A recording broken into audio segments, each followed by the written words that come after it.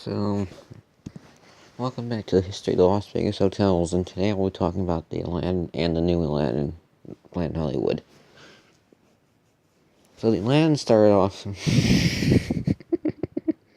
oddly enough, with like 20 different names. I'll try to go over all of these for you. So the original name of the Aladdin when it started in 1963 was called the Tally Ho. It originally opened in 63. In 64 it was renamed the King's Crown, and it failed after 6 months. It was denied a gambling license. In 1966, it was purchased by Milton Rell. The hotel got a $3 million renovation, including new 500-seat Baghdad Theater showroom. Pearl turned the English-themed hotel into an Arabian Nights theme, but kept the original Tudor-style room wings. A serrated canopy and a $750,000 15-foot Aladdin lamp sign was added. This sign actually still exists. Whoops. Didn't mean to hit that.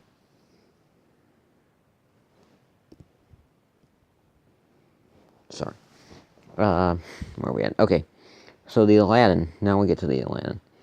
The Aladdin opened on March 31st, 1966, with flower petals pouring from the ceiling onto guests as they entered the hall.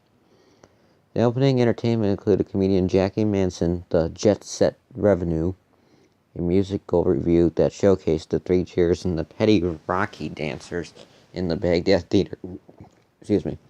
Pearl introduced an innovative main showroom policy by offering 3 completely different shows twice nightly with no cover or minimum charges. The Aladdin contained a 9-hole golf course. More than a year after it opened, the Aladdin was host to Elvis and Priscilla Presley's wedding.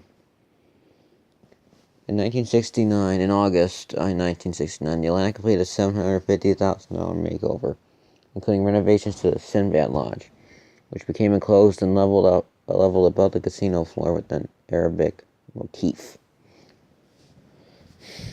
In 1969, Harvard Dormant Corporation took over the Aladdin in 1972 using the name Rothschild Corporation, sold it to Sam Diamond, St. Louis politicians Peter Weber, and so is Peter Webb, and St. Louis attorney Richard L. Daley for the price of just $5 million. Inflation, that's quite a bit of money. Under the new owners, a $60 million facelift was conducted, including the addition of a 19-story tower and the new 7,500 seat Performing Arts Center, replacing the golf course, which was $4 million over budget. A $250,000 porte cochere continued the tower's abstracts.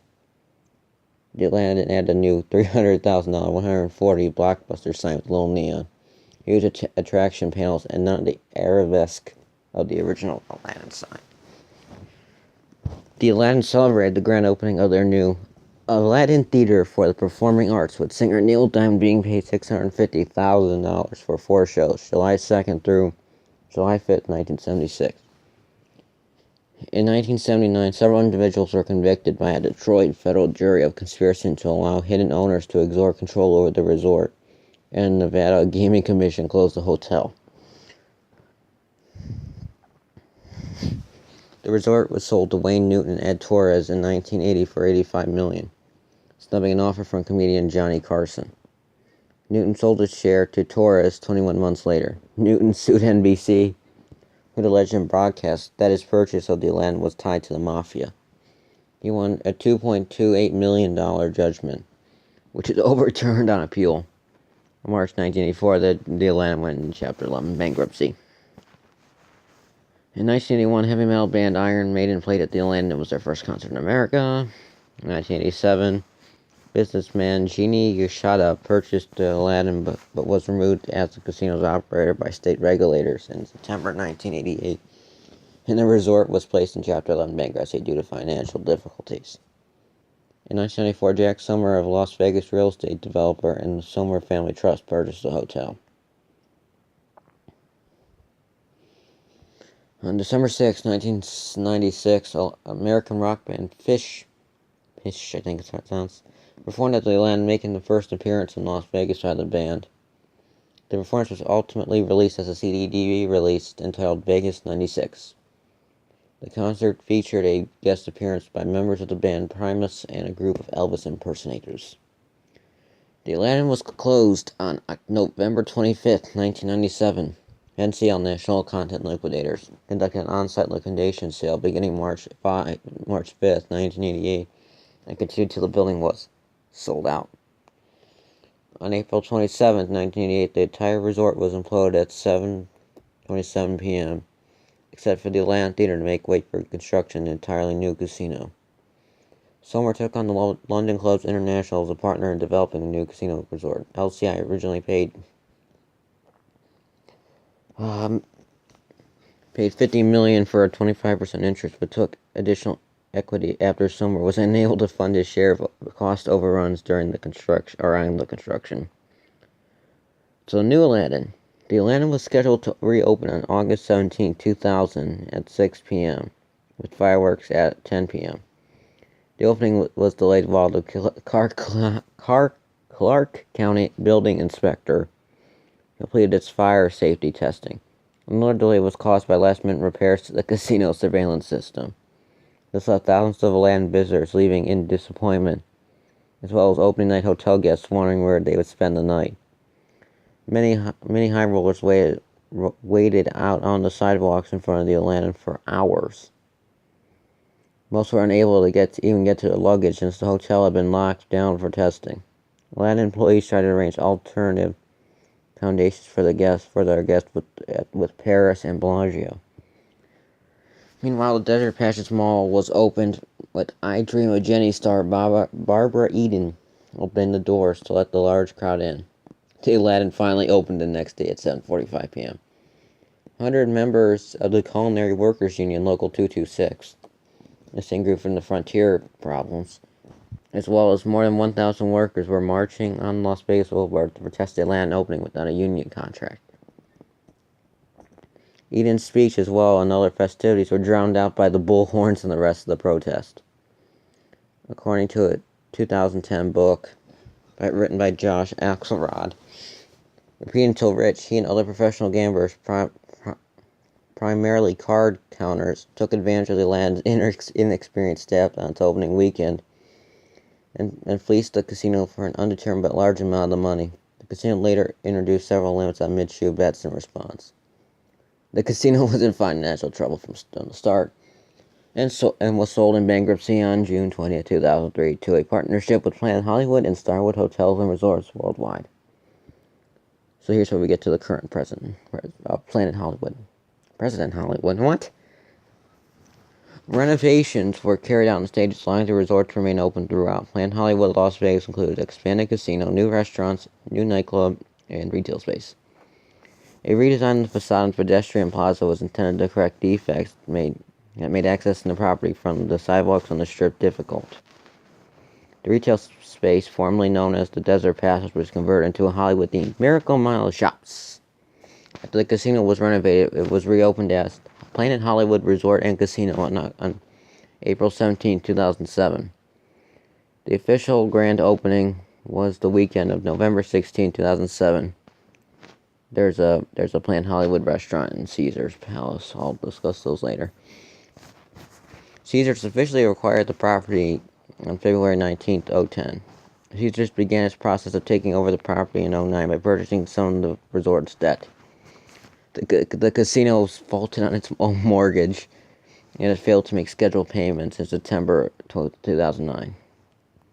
On January 16, 2010, Starwood Resorts and Worldwide dropped their affiliation so Caesars could take over the hotel operations. On February 18, 2010, the Nevada Gaming Commission gave Caesars the approval to take over the property. Caesars' Total Rewards program was phased into Planet Hollywood beginning April 2010.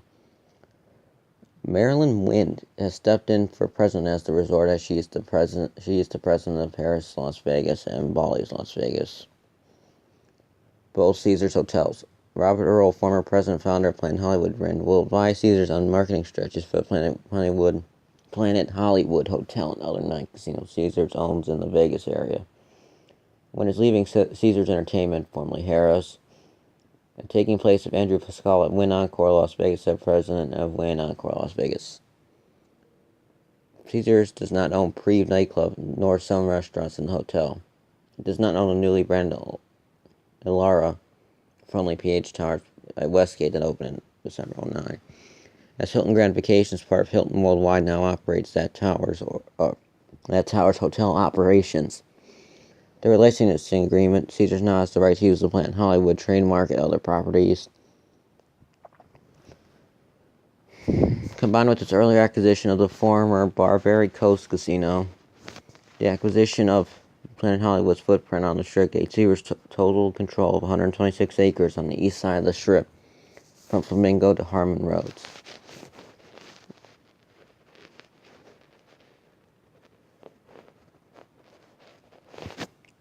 In December 2009, PH Towers by Westgate opened in Planet Hollywood.